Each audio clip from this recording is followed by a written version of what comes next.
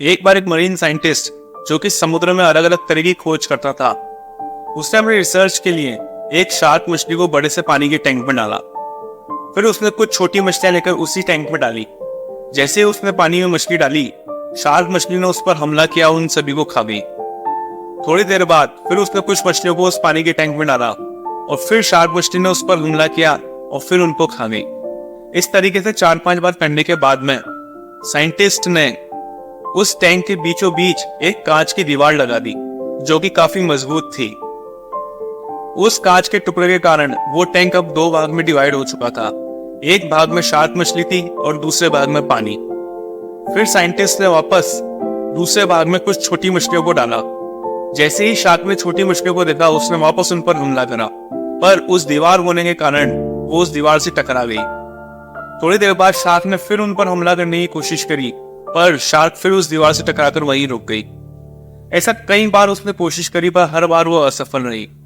कुछ दिनों तक यह चलता रहा। कुछ दिनों तक शार्क बार बार कोशिश करती और बार बार असफल होती। थोड़े दिन बाद उस शार्क ने हमला करना बंद कर दिया और वो अपने ही वाले भाग में रहने लगी। जब साइंटिस्ट ने देखा कि शार्क अब उस पर हमला नहीं कर रही है, तो साइंटिस्ट ने उस कांच की दीवार को बीच में से वापस बाहर निकाल लिया। पर उस दीवार को निकालने के बाद भी शार्क उन पर हमला नहीं कर रही थी।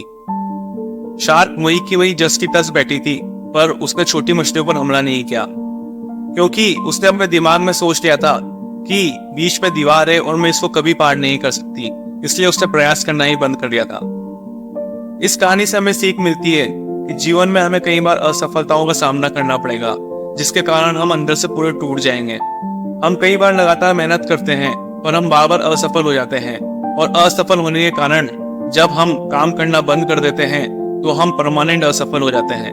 इसलिए आप कभी भी हिम्मत ना हारें और हमेशा लगन और मेहनत से काम करते रहें, क्योंकि परिस्थितियां हमेशा चेंज होती हैं, और जिस दिन परिस्थितियां चेंज होगी उस दिन आपकी की हुई मेहनत जरूर रंग लाएगी और एक दिन आप सफलता के शिखर को जरूर छूमेंगे। ऐसी ही अच्छी कहानियों को सुनने के लिए आज ही सब्सक्राइब करें और जुड़े रहें आपके अपने दोस्त एजे यानी आशीष जैन के साथ।